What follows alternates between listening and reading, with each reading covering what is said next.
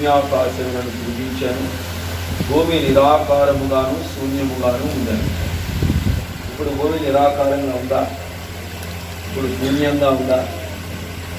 దాదాపు 850 కోట్ల మంది జనం నివసిస్తున్నారు. ఒకటి కాదు, ఇద్దరు కాదు, 850 కోట్ల మంది ప్రజలు నివాసం చేస్తున్నారు. అద్భుతమైన భవనాలు ఉన్నాయి, ఆకాశ హర్మ్యాలు ఉన్నాయి. ఆకాశాన్ని అంటే అంత ఎత్తున 120 అంతస్తులు బిల్డింగ్లు కట్టుకున్నారు జనాలు ప్రపంచంలో. ఎక్కడ చూసినా చాలా సుందరమైనటువంటి భవనాలు, అందమైనటువంటి విశాలమైనటువంటి వీధులు, అలాగే చాలా చక్కటి తేజస్సుతో కూడినటువంటి విద్యుత్ దీపాల కాంతులు. మనుష్యులు చీకటికి అంతము కలగజేస్తారు అని యోగ గ్రంథంలో చెప్పబడిన విధంగా వాస్తవంగా చీకటి అంటే ఏమిటో లేకుండా పోయింది. అంతా లైట్లమైనవి, కాంతిమయం. కొంచెం చీకటి పడితే మొన్న ఈ తుఫాను యొక్క ప్రభావానికి లైట్లు పోతే ఎంత వెలవెలలాడిపోయారు కాసేపటికి.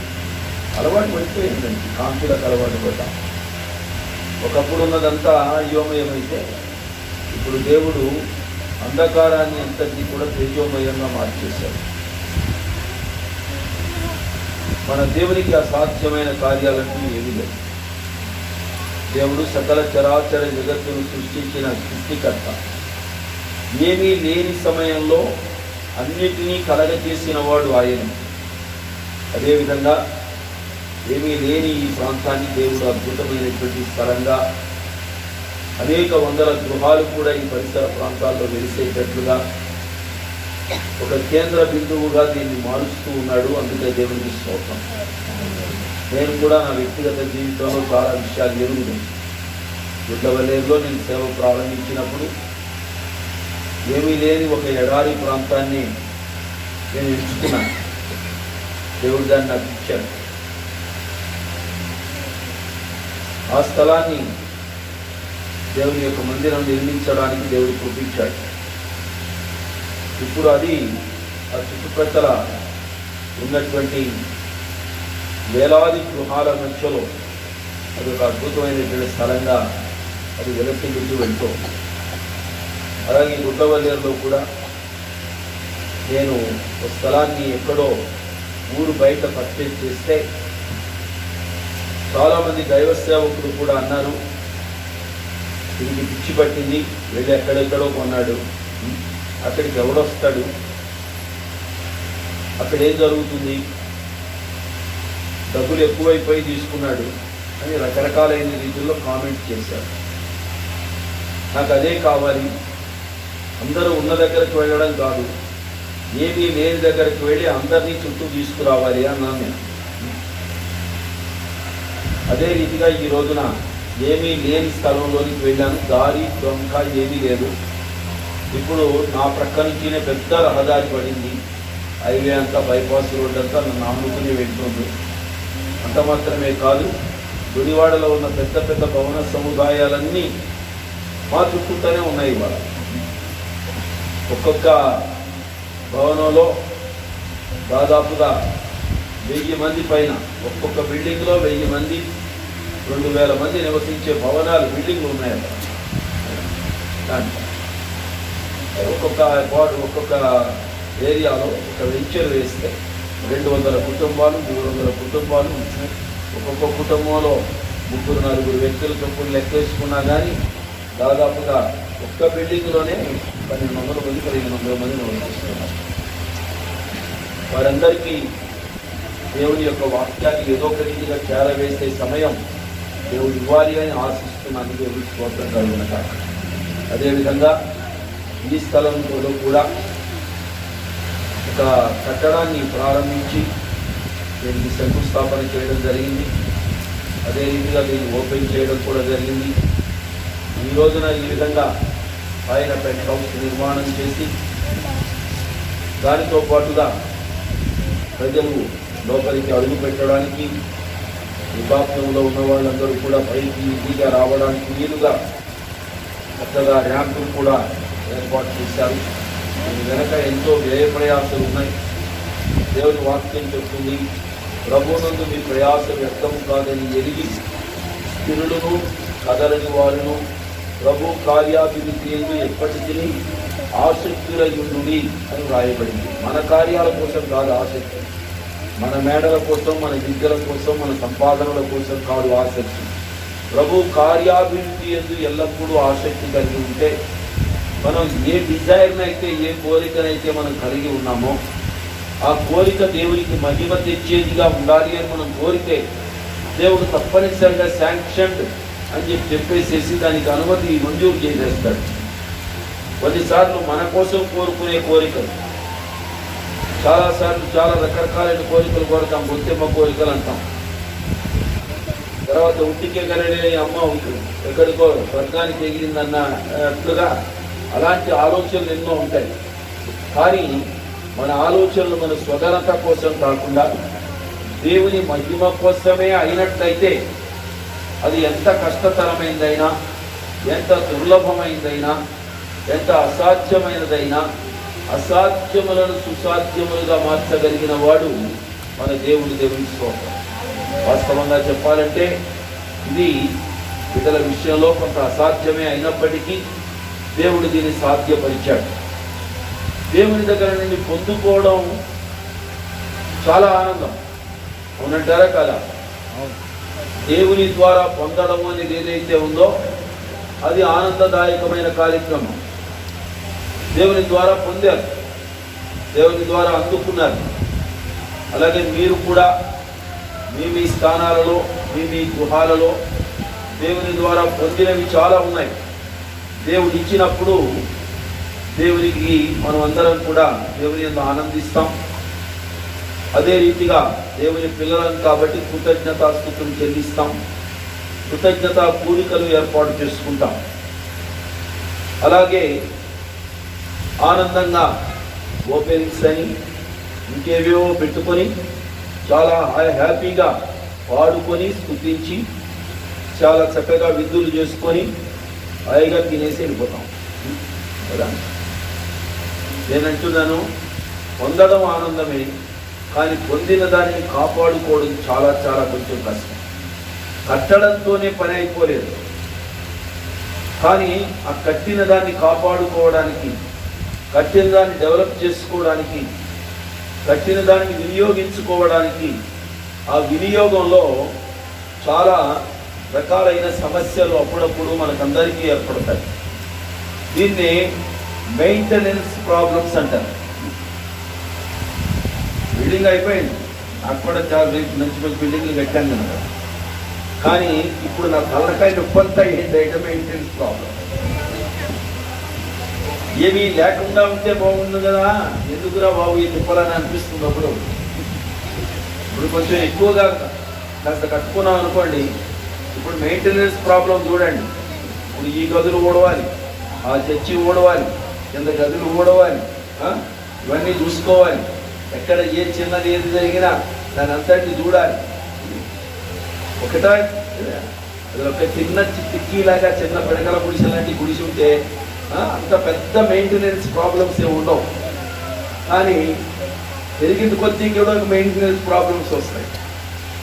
బట్ అనుగ్రహించిన వాడే మెయింటెనెన్స్ చేయడానికి కూడా కావలసిన సామర్థ్యత ఆయన దగ్గర నుంచే పొందాలి. నాకు దొరికింది అని తృప్తి పొందడం ఒకటే కాదు, how you can utilise our premises, our facilities are God given opportunities. దేవుడు మనకిచ్చిన వాటిని ఎలా వాడుకోవాలి, అలాగే దేవుడు అనుగ్రహించిన అవకాశాలను ఎలా వినియోగించుకోవాలి. అవకాశం దొరికింది ఆనందమే, కానీ దాన్ని వినియోగించుకోవడం సరిగ్గా కుదరకపోతే అవకాశాలు ఏమవుతాయో తెలుసా? ఇవ్వబడిన అవకాశాలు మనకు ఆందోళనకరంగాను ఆవేదనకరంగాను మారే ప్రమాదాలు ఉంటాయి. అందుచేత సరిగ్గా వినియోగించుకుంటే ఆనందం పెరుగుతుంది, సరిగ్గా వినియోగించుకోకపోతే ఆనందాలు తరిగిపోతాయి. ఉదాహరణకు మీకు ఈజీగా అర్థం అవడం కోసం, ఒక ఉద్యోగం దొరికిందనుకోండి, ఉద్యోగం దొరకగానే ఎగిరి సంబరపడిపోతాం, ఆనందంగా ఉంటుంది. నాకు ఉద్యోగం వచ్చిందో హోయ్ అని చెప్పి అంటాం, బాగానే ఉంది. కానీ ఉద్యోగం వచ్చిన తర్వాత ఏమొస్తుంది? ఉద్యోగంతో వాడు బాధ్యత వస్తుంది. ఆ బాధ్యతను సక్రమంగా నిర్వర్తించడానికి టైం పాటించాలి, సమయాన్ని పాటించాలి. అలాగే అక్కడ చేసే పనులకు శ్రద్ధ నిలిపి జాగ్రత్తగా పనిచేయాలి. ఏమాత్రమైన సమయ పాలనలో లోపం ఉన్నా, అలాగే బాధ్యతల విషయంలో లోపం ఉన్నా ఏమైపోతుంది? రేపొద్దున కొద్ది కాలం అయిపోయిన తర్వాత ఉద్యోగం కాస్త సరిగ్గా చేయడం లేదు, పోరా అవతలకు అని చెప్పి ఏమంటాం మనం? చాలా సరిగ్గా చేశావు, చక్కగా చేశావు, నేను ఇచ్చిన దాని పట్ల కృతజ్ఞత కలిగి నీకు నేను నమ్మి ఒక ఉద్యోగం ఇచ్చాను, నేను నమ్మి ఒక ఇల్లు ఇచ్చాను, నేను నమ్మి నీకు ఒక బిడ్డలు ఇచ్చాను, నేను నమ్మి నీకు ఒక కుటుంబాన్ని ఇచ్చాను, వీటన్నిటినీ నువ్వు జాగ్రత్తగా వినియోగించుకున్నావు కాబట్టి శభాష్ అని కనుక దేవుడు అన్నాడు అనుకోండి, ఎంత అద్భుతంగా ఉంటుంది. ఏం శభాష్ అంటే ఆనందం ఉండదేమో మీకు అందరికీ, ఎంత ఉంటుందో నాకు తెలియదు. కానీ సాక్షాత్తు భగవంతుడే, సాక్షాత్తు పరమాత్ముడే మీ కార్యాలన్నీ సక్రమంగా నిర్వర్తిస్తూ ఉంటే, మీ పనులన్నీ చాలా నమ్మకంగా చేస్తూ ఉంటే, ఆయనే ఒకానొక రోజున వెల్ డన్ మై సన్ అని అన్నాడు అనుకోండి, శభాష్ నా కుమారుడా, శభాష్ నా కుమారి, చాలా బాగా చేశావు అంటే అదంతా బాగుంటుంది. బైబిల్లో ఉన్నాయి అటువంటి సందర్భాలు. బడా నమ్మకమైన మంచి దాసుడా, ఇవి కొంచెములో నమ్మకముగా ఉంటివి కనుక నేను నిన్ను అనేకమైన వాటి మీద నియమిస్తాను. చిన్న మాట చాలు, అనేకమైన వాటి మీద నియమించబడడం నియమించబడకపోవడం సగం తర్వాత. కానీ దేవుడు మెచ్చుకునేవాడు యోగ్యుడు. దేవుడికి స్తోత్రం. మనుష్యుల మెప్పు కాదు యోగ్యతను మనం తీసుకొచ్చే. మనుష్యులందరూ మనల్ని ఎంత బడా బడా బడా బడా అన్నా సరే ఏమి ప్రయోజనం ఏమి లేదు. కానీ దేవుడు గనక మనలను శభాష్, చాలా బాగుంది, చాలా బాగా చూస్తున్నావు, చాలా బాగా మెయింటైన్ చేసావు అని కనుక అన్నాడు అనుకోండి, అంటే ఎలా ఉంటుంది? మనకి ఎంత హ్యాపీగా ఫీల్ అవుతాం, ఎంత ముచ్చట అనిపిస్తుంది, ఎంత పొంగిపోతాం. ₹1,00,000 సొమ్ము మన చేతికి ఇచ్చినప్పుడు, ₹1,00,00,000 సొమ్ము మన చేతికి ఇచ్చినప్పుడు ఆనందం కంటే ఆ మహానుభావుడు కనుక చాలా బాగా చేశావు రాబాయ్ అని అంటే కనుక మనకు ఎక్కడ లేని ఆనందం, పొంగిపోతాం అంటారు చూడండి, అలా పొంగిపోయే పరిస్థితులు ఏర్పడతాయి. అదే మనకు చాలా దీవెనకరంగా ఆశీర్వాదకరంగా ఉంటుంది. కాబట్టి నేను ఈ కుటుంబానికి, నా తోటి దైవజనుడు మరి ప్రియులు వేడూరి శామ్యూయల్ గారు ఎన్నో సంవత్సరాలుగా నాతో కలిసి దేవుని యొక్క పరిచర్యలో, ప్రజలను తర్ఫీదు చేసే కార్యక్రమంలో వారు నాకు చాలా అండదండలు అందిస్తూ, తమ సహకారాన్ని అందిస్తూ, బైబిల్ కాలేజీలో వారు అద్భుతమైనటువంటి డీన్గా, అలాగే అధ్యాపకులుగా, బాధ్యత కలిగిన సలహాదారులుగా, నా తోటి దైవజనులుగా చాలా అద్భుతమైన సేవలు అందిస్తూ వచ్చారు ఈ సంవత్సరాలన్నింటిలో.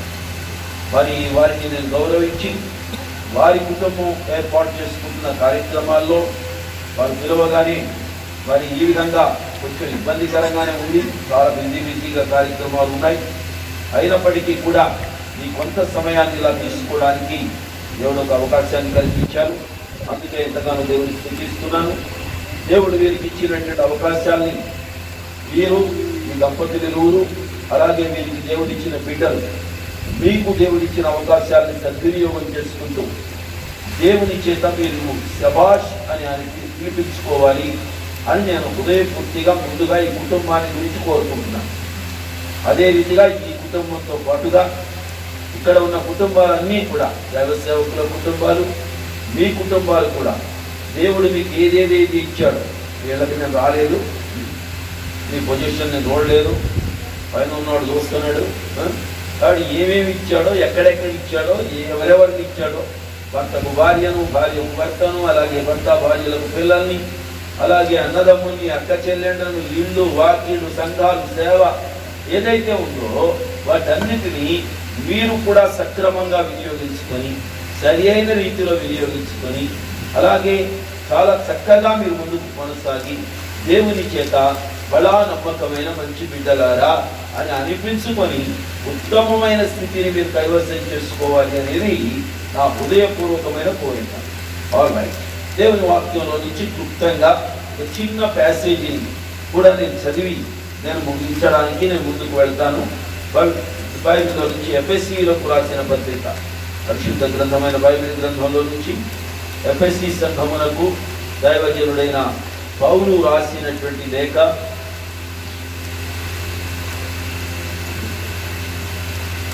4వ అధ్యాయం, క్షమించండి 3వ అధ్యాయం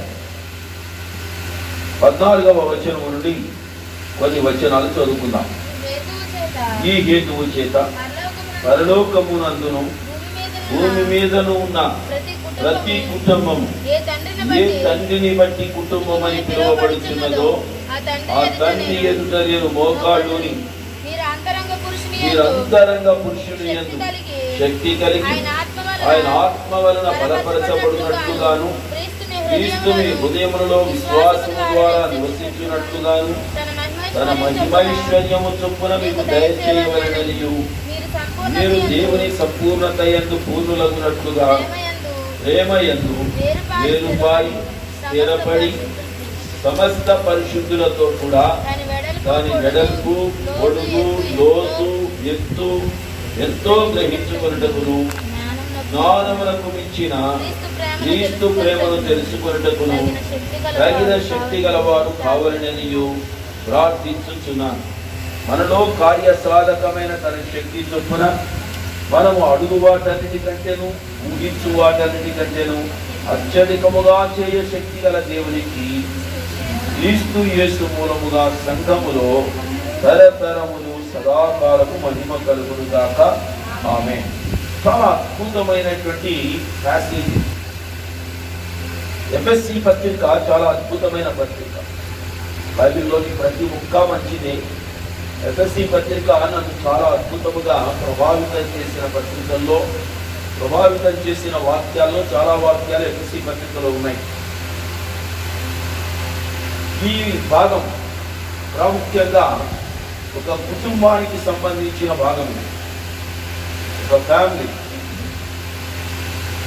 అందుకే దైవజనుడైన పౌలు అన్నాడు, భూమి మీద ఉన్న ప్రతి కుటుంబము ఏ తండ్రిని బట్టి కుటుంబం అని పిలువబడుతున్నదో అనే మాటను ఇక్కడ వినియోగించాడు. కుటుంబానికి సంబంధించిన అద్భుతమైన లేఖన భాగం. ఆ కుటుంబం కొరకు లేక ఆ కుటుంబంలో ఉన్న వ్యక్తుల కొరకు, ఆ కుటుంబంలో ఉన్నటువంటి పరిస్థితుల కొరకు, ఆ కుటుంబ అవసరతల కొరకు దైవజనుడైన పౌలు ప్రార్థన చేస్తున్నాడు. ఇక్కడ సంఘము అనేది ఒక కుటుంబం. ఆ కుటుంబానికి ఎన్నో అవసరతలు ఉంటాయి. సంఘము అనే కుటుంబానికి తండ్రి సర్వోన్నతుడైన దేవుడే. దేవుని స్తోత్రం. ఆ తండ్రి ద్వారానే మనం కుటుంబం అని పిలువబడుతున్నాం. ఏ కుటుంబం అయినా తండ్రి లేకుండా కుటుంబము అని అనబడదు. కుటుంబానికి ఆద్యుడు తండ్రి, కాబట్టి తండ్రి ద్వారా కుటుంబము అని పిలువబడుతుంది. ఇప్పుడు కుటుంబానికి చాలా అవసరతలు ఉంటాయి. ఆ కుటుంబ అవసరతలు అన్నిటినీ కూడా అద్భుతమైన రీతిలో ఆ తండ్రి తీర్చాలి. ఆ తండ్రి ఎదుట, అంటే దేవుడు, సంఘము అనే కుటుంబానికి దేవుడు తండ్రి అయితే, ఆ తండ్రి ఎదుట దైవజనుడైన పౌలు మోకాళ్ళుని ప్రార్థన చేస్తూ, ప్రభువా తండ్రి, ఇది నీ కుటుంబం కదా, ఈ కుటుంబానికి ఉన్న అవసరతలు నువ్వు తీర్చు అంటూ ప్రార్థన చేస్తున్నాడు. ఇప్పుడు కుటుంబానికి ఏం కావాలో ఆ విషయాలన్నీ కూడా ఈ ప్రార్థనలో చాలా అద్భుతంగా కనిపిస్తాయి. జాగ్రత్తగా గమనించండి. కుటుంబానికి అవసరతలు ఏంటయ్యా అంటే, కుటుంబంలో ఉన్న ప్రతి ఒక్క వ్యక్తి కూడా కేవలం భౌతికంగా లావు పెరగడం, ఎత్తు పెరగడం ఇది మాత్రమే కాదు, ఆర్థికంగా బలోపేతం అవ్వడం మాత్రమే కాదు. కుటుంబానికి కావాల్సింది ఏంటంటే అంతరంగ శక్తి. ఆంతరంగికంగా ఇన్నర్ స్ట్రెంగ్త్ అనేది చాలా అవసరం. దేవుని స్తోత్రం. కొన్నిసార్లు కొంతమందిని చూస్తూ ఉంటే చాలా లావుగా కనబడతారు. అమ్మ బాబోయ్, వాడు ఎంత బలాఢ్యుడో అనుకుంటాం మనం. కానీ నేను చాలా లావు పట్టు వాళ్ళని చాలా మంది చూశాను. వాళ్ళంతా పీకి పందులకు కూడా కనపడాలి. భర్తగా ఉన్నవాడు కూడా చాలా ధైర్యంగా ఉన్నాడు, కానీ బాగా బలంగా లావుగా కనబడుతున్నటువంటి వ్యక్తులు చాలా పీకోడు. నా దగ్గర పోలీస్ డిపార్ట్మెంట్ వాడు విశ్వాసులుగా ఉండేవాడు. చాలా మంచి పొజిషన్ పోలీస్ డిపార్ట్మెంట్. ఆయన చూడగానే అసలు పోలీసు డ్రెస్ చేసుకొని యూనిఫామ్ వేసుకొని కనబడ్డాడు అనుకోండి, ఆయన చూడగానే అందరికి భయం వేసి. కానీ ఆయన సంగతి నాకు తెలుసు. నా దగ్గర తన పిరికితనాన్నంతా వ్యక్తం చేసేవాడు. ఎంత పిరికోడి ఏంటే అని వాడి. ఎప్పుడో ఒకసారి మాట్లాడుతుంటే, వేరే వాళ్ళతో మాట్లాడుతుంటే ఒక ఆయన అన్నాడు, అదంతా కూడా వాపే కానీ వరకు కాదండి అన్నాడు. సో సంఘాలకు కావలసింది వాపు కాదు, సంఘాలకు కావలసింది బరువు. ఎవరిస్తారు బలం అంతా? ఈ బలం మనుషులు ఇవ్వరు. ఏదో బయట నుంచి ఏదో రిసోర్సెస్ వస్తే, బయట నుంచి ఎవరో నేను సహాయం చేస్తాను, నేను సహాయం చేస్తాను, ఎందుకు సార్ నేను ఉన్నానుగా అని అనేవాళ్ళు చాలా మంది ఉంటారు. మన దగ్గర ఏ పరిచర్యలు అంటే ఏ బరువు లేనప్పుడు, మనం ఏ బరువు పొయ్యకుండా ఉన్న సమయంలో నీకు ఏది కావాలంటే అది నన్ను అడగండి, నేను ఉంటాను. ఎప్పుడు కావాలంటే అప్పుడు మీ దగ్గర హాజరవుతాను అని పెద్ద పెద్ద కబుర్లు చెప్పేవాళ్ళు చాలా మంది ఉంటారు. తీరా కార్యాచరణలోనికి వచ్చినప్పుడు కంటికి కనీసం కనబడ్డాడు ఎవరు కూడా. మనం ఒంటరిగానే పోరాడాల్సి ఉంటుంది, ఒంటరిగానే కన్నీళ్లు కార్చాల్సి ఉంటుంది, ఒంటరిగానే తిప్పబడాల్సి ఉంటుంది. అన్నీ కూడా మన భుజస్కంధాల మీద వేసుకొని మరొక వైపు నుండి ఎవరు లేరు లేరు లేరు ఉంటానన్నారు, చేస్తానన్నారు, ఒక్కడు లేడు, అందరూ కూడా మొండి చేయి చూపిస్తున్నారు అని బాధపడుతూ మనం వేదనతో ఏడుస్తూ పనిచేయాల్సి ఉంటుంది. దేవుని పిల్లలారా, మనుషులు అండగా ఉండకపో, కానీ తండ్రిని బట్టి, ఏ తండ్రిని బట్టి మన కుటుంబం అని పిలువబడుతున్నామో ఆ తండ్రి మనల్ని విడిచిపెట్టి వెళ్ళిపోయే తండ్రి కాదు. నేను నిన్ను విడువను, ఏ మాత్రము ఎడవాయను అని చెప్పిన తండ్రి, నిత్యుడైన తండ్రి మనకున్నాడు దేవుని స్తోత్రం. కాబట్టి దైవజనుడైన పౌలు ప్రార్థన చేస్తూ అన్నాడు, ఏ తండ్రిని బట్టి అది కుటుంబం అని పిలువబడుతున్నదో ఆ తండ్రి ఎదుట నేను మోకాళ్ళుని నిరంతరంగ పురుషుని యందు శక్తి కలిగి ఆత్మ వలన బలపరచబడాలి. దేని వలన? కాబట్టి ప్రతి ఒక్కరికి ఏం కావాలి? ప్రతి కుటుంబానికి ఏం కావాలి? అంతరంగ పురుషులలో శక్తి కావాలి, ఆత్మ ద్వారా బలం కావాలి. అంటే దేవుని ఆత్మ కావాలి. దేవుని స్తోత్రం. మన బలపరచగలిగిన వాడు పరిశుద్ధాత్మ దేవుడు మాత్రమే. Not only your physical strength, not only our financial strength, not only our relatives strength. We all need the strength from the Spirit of God. దేవుని ఆత్మ ద్వారా దేవుడు మిమ్మల్ని అందరినీ కూడా బలపరచునుగాక. దేవుడు తన ఆత్మ ద్వారా తన సేవకుని కుటుంబాన్ని బలపరచునుగాక. దేవుడు తన ఆత్మను కుటుంబంలోని ప్రతి ఒక్క వ్యక్తికి ఆయన సమృద్ధి అయిన రీతిలో అనుగ్రహించునుగాక. అంత మాత్రమే కాదు, ఇంకొక మాట అన్నాడు, క్రీస్తు మీ హృదయములలో విశ్వాసము ద్వారా నివసించున్నట్టు. ఎవరు నివసించాలి? క్రీస్తు మీ హృదయములలో విశ్వాసము ద్వారా నివసించాలి. అంటే మన విశ్వాసం ఏం చేస్తుంది? మన విశ్వాసము క్రీస్తు యేసును మనలో నివసించేటట్లుగా ఆహ్వానిస్తుంది. దేవుడి స్తోత్రం. Faith invites the Lord into our place to dwell in. మన విశ్వాసము అనేది పటిష్టవంతమైనది అయితే, మన విశ్వాసము లోపరహితమైనదైతే, మన విశ్వాసములకు కర్త, దాన్ని కొనసాగించువాడునైనా, సమస్తమును నిర్మించిన వాడునైనా, మన నీతిమంతులుగా మార్చువాడునైనా ఆయననే మనలో నివసించేటట్టు చేస్తుంది దేవుని స్తోత్రం. హల్లెలూయా. ఆయన మనలో నివసిస్తే ఎంత బాగుంటుంది. క్రీస్తు మీ హృదయాలలో విశ్వాసము ద్వారా నివసించాలి. కాబట్టి ఇక్కడ కుటుంబం కొరకు ఈయన ప్రార్థన చేస్తూ ఏమన్నాడు? మీరు అంతరంగ పురుషుల్లో శక్తి కలిగిన వారై ఉండాలి, క్రీస్తు మీలో నివసించాలి అని కోరుతున్నాడు.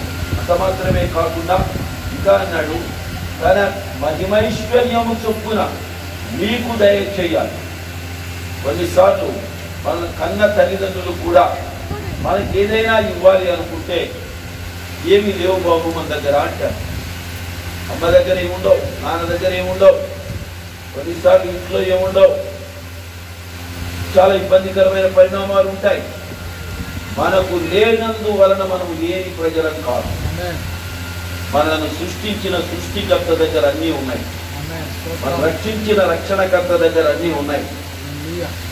మనలను తన రక్తము చేత కడిగి శుద్ధీకరించి తన కుమారులుగా స్వీకరించినటువంటి నిత్యుడైన తండ్రి దగ్గర అన్నీ ఉన్నాయి. ఆయన మహిమలో అద్భుతమైన ఐశ్వర్యం ఉంది.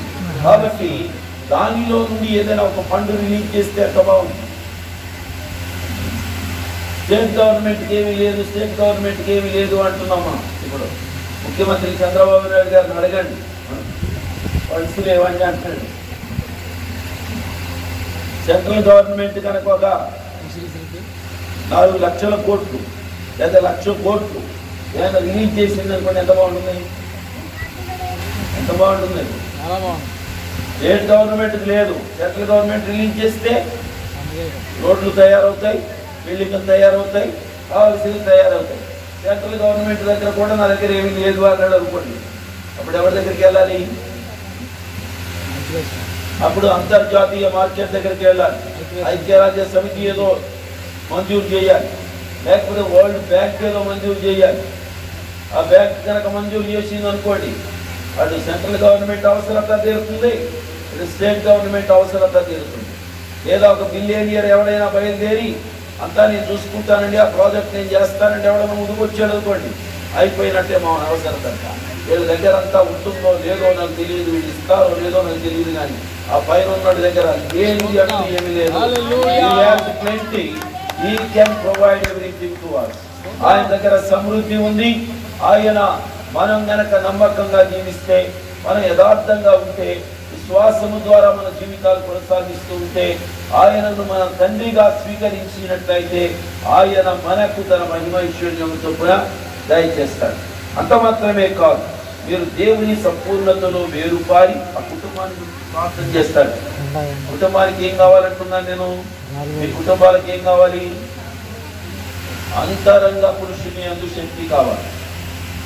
బయటకు బాహ్యంగా ఉండడం మాత్రమే కాదు, మీరు ఇన్నర్గా చాలా శక్తివంతులు కావాలి. దేవుని ఆత్మ కావాలి మీకు. అంత మాత్రమే కాదు, దేవుని యందు విశ్వాసం కావాలి మీకు. ఇవన్నీ కీప్ చేసుకోవాలి, కాపాడుకోవాలి. అంత మాత్రమే కాదు, దేవుని సంపూర్ణతలోనికి మీరు పెరగాలి. ఇక్కడ ఇంకొక అద్భుతమైన మాట చెప్తాడు ఏమిటంటే, నేను ప్రేమ యందు వేరుపారి స్థిరపడి దాని సమస్త పరిశుద్ధులతో కూడా దాని పొడవు, వెడల్పు, లోతు, ఎత్తు ఎంతో తెలుసుకోవడానికి శక్తి గలవారు కావాలి. ఈ కన్స్ట్రక్షన్స్ ఏవైతే ఉన్నాయో, ఈ కన్స్ట్రక్షన్లో తప్పనిసరిగా అందరం వాడేది ఏంటంటే అంటే మెజర్మెంట్స్ వాడతాం. కొలతలు అంటారు. పొడవు ఎంత, వెడల్పు ఎంత, లోతు ఎంత, ఎత్తు ఎంత, ఇవన్నీ ఉంటాయండి కొలతలు. నేను లోపలికి వెళ్ళగానే బాగా ఎత్తుగానే పెట్టారే అనిపించి కొంచెం హైట్ ఉంది బాగా లోపలికి.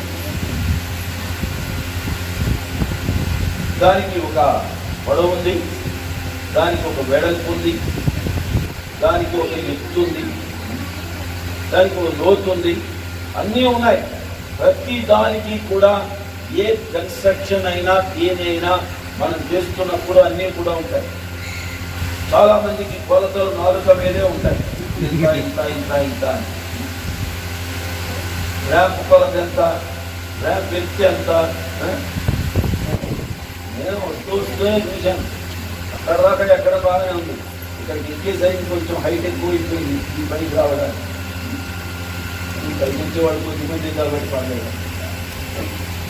మిగిలినటువంటి ర్యాంప్ అంతా కూడా బాగా ఈజీగా నడవచ్చు. మీరందరూ పైకి రానక్కర్లా, ఇంట్లో వరకే కాబట్టి మీరందరూ పనిచేస్తారు.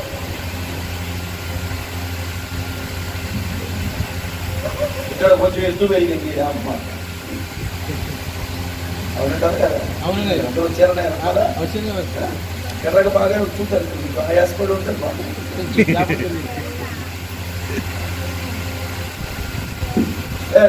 ప్రతి దానికి ఒక కొలత ఉంటుంది. కానీ దేవుడు మన తండ్రి ఉన్నాడే, మన తండ్రి ప్రేమ కొలతకు మించిన అద్భుతమైన ప్రేమ. దేవుని స్తోత్రం కలుగునిగా. మీకందరికి చేపిస్తే దీని పొడవు, దీని వెడల్పు, దీని ఎత్తు, దీని లోతు కొలుస్తారు, కొలిచి చెప్పగలుగుతారు. కానీ దేవుని ప్రేమను కొలవడం మీకు ఎవరికైనా సాధ్యం అవుతుందా?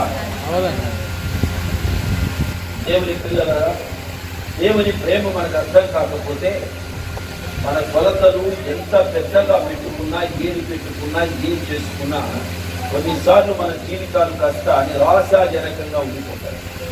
దేవుని ప్రేమ మనకు అర్థమైతే, కుటుంబానికి అంతటికీ దేవుని ప్రేమ అర్థమైతే, సంఘానికి అంతటికీ దేవుని ప్రేమ అర్థమైతే, అరమరికలు లేని అన్యోన్యమైన అనుబంధాలతో కుటుంబాలు చాలా విలసిల్లుతాయి. దేవుని స్తోత్రం కలుగుతుంది. హల్లెలూయా, హల్లెలూయా. కాబట్టి దేవుడు తన ప్రేమ చేత మన గుండెలను నింపాలి. కొలతలు లేని ప్రేమను మీరందరూ కలిగి ఉండాలి. దేవుని స్తోత్రం. కొలతలు లేని దేవుని ప్రేమతో మీ మదిని, మీ బుద్ధిని, మీ జీవితాలను మీరు నింపుకోగలిగితే మీరు అనేక మందికి ఆశీర్వాదకరంగా ఉంటారు.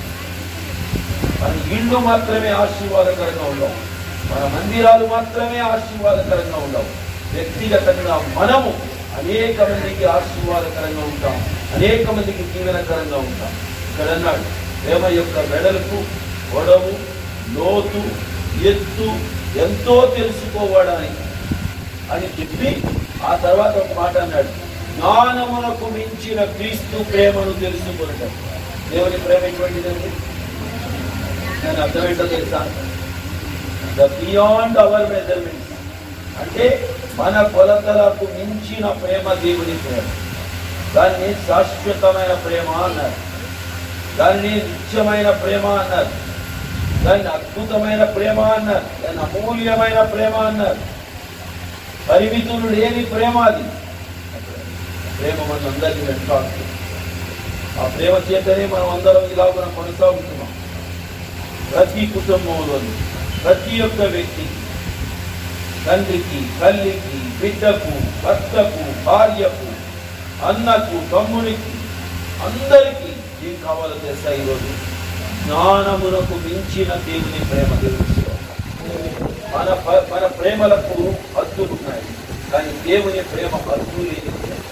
కాబట్టి ఆ ప్రేమతోనే మన సంఘాలు నింపబడాలి, ఆ ప్రేమతోనే ఇక్కడ దొరుకుతున్న ఈ పరిచర్యలన్నీ కూడా నింపబడాలి, ఆ ప్రేమతోనే ఇక్కడ ఉన్న ప్రతి కుటుంబము నింపబడాలి, ఆ ప్రేమతోనే నేను, నా కుటుంబం కూడా నింపబడాలి.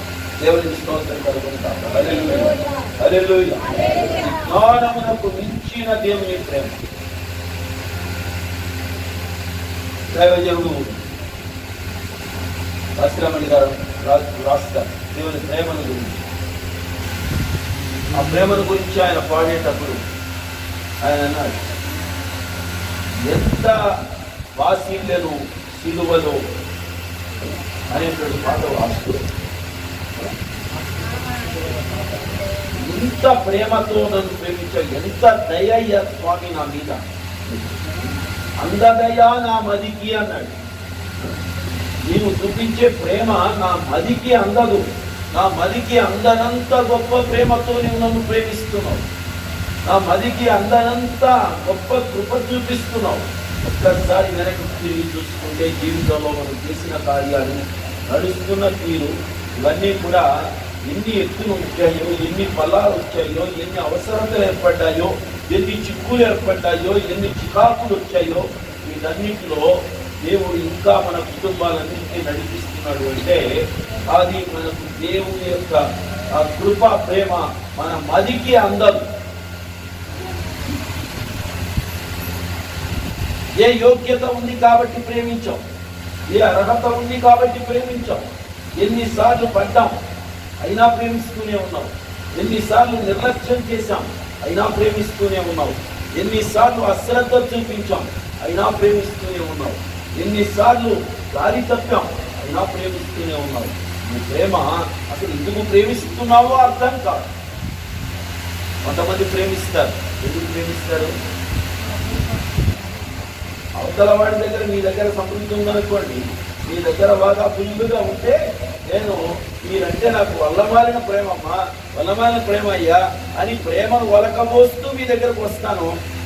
నేను కాస్త మిమ్మల్ని భట్రాజు పొగట్టల్లాగా పొగిడాను అనుకోండి, మీరు పడవ చేసి పెడతారు. తినేసి వెళ్ళిపోతూ మామూలుగా వెళ్తానా, నా అవసరం చెప్తాను, అవసరం చెప్పి మీ జేబులో ఉన్నది కాస్త నా జేబులో వేసుకుని వెళ్ళిపోతాను. కానీ మన దగ్గర ఏమీ లేనప్పుడు ఆయన మనల్ని ప్రేమిస్తున్నాడు. దేవుని స్తోత్రం. మన దగ్గర నుంచి ఏదో తీసుకోవడానికి ఆయన ఆశించడం లేదు. మనం అయోగ్యులం, మనం ఎందుకు పరగాని మనుషులం, అయినా కానీ ఆయన మనల్ని ప్రేమిస్తూనే ఉన్నాడు. దేవుని స్తోత్రం. అసలు ప్రేమించడం ఏంటి, ఎందుకు ప్రేమించాలని అంటే ప్రేమించడానికి రీజన్స్ ఏ లేవు ఎవరికి కూడా. అసలు మిమ్మల్ని నేను ఎందుకు ప్రేమించాలి, దేర్ ఈజ్ నో రీజన్. నన్ను మీరెందుకు ప్రేమించాలి, దేర్ ఈజ్ నో రీజన్. అసలు ఒకరినొకరు ప్రేమించుకోవడానికి రీజన్స్ వెతుక్కోవడానికి కోరుకుంటే అందరిలోనూ ఏదో ఒక చిన్న అడత పేచీలు ఉన్నాయి, లోపాలు ఉన్నాయి. ఆ లోపాన్ని బయటకు తీసుకొచ్చుకొని చూస్తే ఇంకో ఇటువంటి లోపం ఉంది, ఎందుకు ప్రేమించాలి అది రీజన్స్ అడుగుతాం.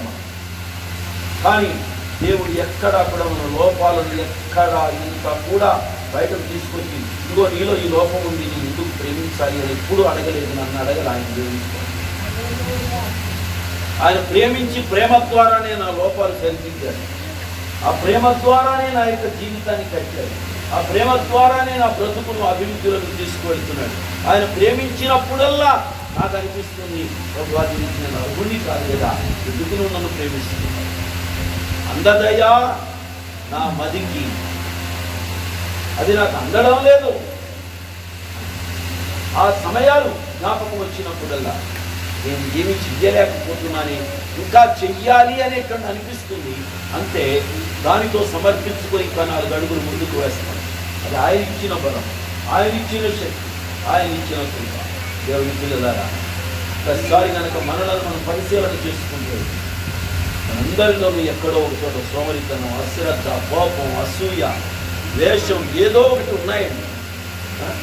నీ దగ్గర ఉండేవాడు దగ్గర నా దగ్గర ఉన్నాయి. మీరందరూ చాలా ముఖ్యంగా ఉన్నారు.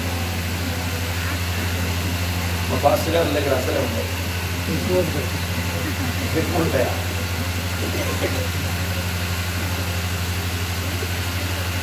అయినా దేవుడు ఎడబాయని తన కృప, విలువని తన ప్రేమను మన మీద ఒలకపోస్తున్నాడంటారా? కాబట్టి ఆ ప్రేమతో గుండెలు నింపుకున్నాం. ఆ ప్రేమతోనే హృదయాన్ని అంతటినీ కూడా ఆవరింపజేసుకున్నాం. ఆ ప్రేమతోనే జీవితాలను కొనసాగిద్దాం. ఆ ప్రేమకు ప్రతినిధులుగా నిలబడదాం. ఎక్కడ ఏ విధమైనటువంటి వేషజాలకు ఎక్కడ ఎవరు వెళ్లకుండా సంఘం అనే కుటుంబం అంతా కూడా, అలాగే మనందరం కూడా దేవుని యొక్క అద్భుతమైన ప్రేమ చేత నింపబడి, దేవుడిచ్చిన ఆత్మ చేత సంధించబడి, దేవుని యొక్క విశ్వాసము ద్వారా క్రీస్తును కలిగి మనందరం అంతరంగ పురుషుల్లో బలం కలిగి దినదినాభివృద్ధి చెందుతూ ముందుకు అడుగు వేయాలని నేను హృదయపూర్తిగా కోరుకుంటున్నాను. ఇకపోతే ఆయన అంటున్నాడు, జ్ఞానములకు మించిన క్రీస్తు ప్రేమను తెలుసుకున్నట్టు శక్తి గల వారు కావాలని ప్రార్థన చేస్తున్నాను అంటూ తర్వాత అంటాడు, మనలో కార్యసాధకమైన తన శక్తి చొప్పున మనం అడుగు వాటన్నిటికంటేను ఊహించు వాటన్నిటికంటేను అత్యధికముగా చేయ శక్తి గల దేవునికి సంఘములో క్రీస్తు యేసు ద్వారా తరతరములకు మహిమ కలుగుతా. ఆ వాక్యం పరిచయానికి ఇష్టమని అవడానికి అడుగు వాటన్నిటికంటే ఊహించు వాటన్నిటికంటే అత్యధికముగా చేయ శక్తి గల దేవుడు. నేను అడగలేదు కదా ప్రభువా, ఇంతగా ఎందుకు నాకు ఇచ్చావు అని అనుకుంటాను. అంటాను నేను, నాకు కల లేదు, నాకు దర్శనం లేదు, నాకు ఇంతగా అనే ఆలోచన లేవు.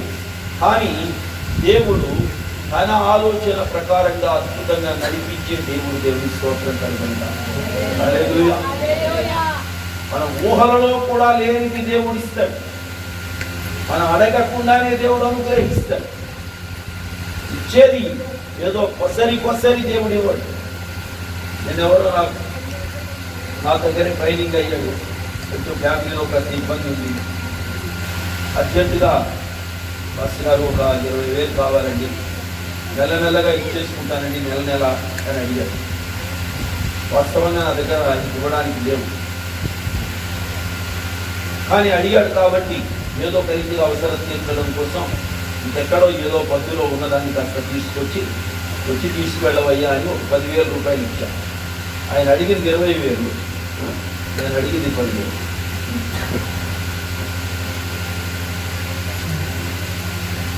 అప్పుడప్పుడు మనం ఏం ఇస్తామండి, కొసరి ఇస్తాం. ఇంతేనా, ఇప్పుడు తీసుకెళ్ళి ఇంతే ఉన్నాయి అంతే సరిపెట్టుకో. కానీ దేవుడు అసలు అడగా పెట్టకుండానే మన అవసరతకు మించి కూడా ఒక్కసారి మనకి ఇచ్చి మనం పని చేసుకుంటూ వెళ్తూ ఉంటే అద్భుతమైన రీతిలో ప్రొవైడ్ చేసి ఆయన అనుగ్రహించే తీరు ఎంత అద్భుతంగా ఉంటుంది. మనం కరకరకుండానే, మనం ఊహించకుండానే అది చేయగలిగింది. మీరెవ్వరూ ఊహలలో లేని కార్యాలు దేవుడి పట్ల చేస్తారు. మీరు అడగకుండానే అద్భుతాలు చేస్తాడు, అత్యధికముగా చేస్తాడు దేవుడు. నమ్మండి. ఒక్కటే నేను కోరి దేవుని ప్రేమను, జ్ఞానములకు మించిన ప్రేమను గుండెల్లో కలిగి ఉన్నాడు. ఆయన ఎందరి విశ్వాసాన్ని పదిలంగా అట్టు పెట్టుకోండి. ఆయన ఆత్మచేత నింపబడండి. మీరు అడిగే వాటన్నిటికంటే ఊహించే వాటన్నిటికంటే అధికముగా దేవుడు ఈ సంఘం అనే కుటుంబానికి, వ్యక్తిగతంగా మీకు అందరికీ దేవుడు దయచేస్తాడు. దేవుడు అటువంటి కృపతో, అటువంటి దివ్యమైనటువంటి సాన్నిధ్యంతో మిమ్మల్ని దినదినాభివృద్ధి పొందించాలని నేను హృదయపూర్తిగా ఆశిస్తూ, నేను మనస్ఫూర్తిగా అలాంటి అద్భుతాలు మీ జీవితాల్లో జరగాలి.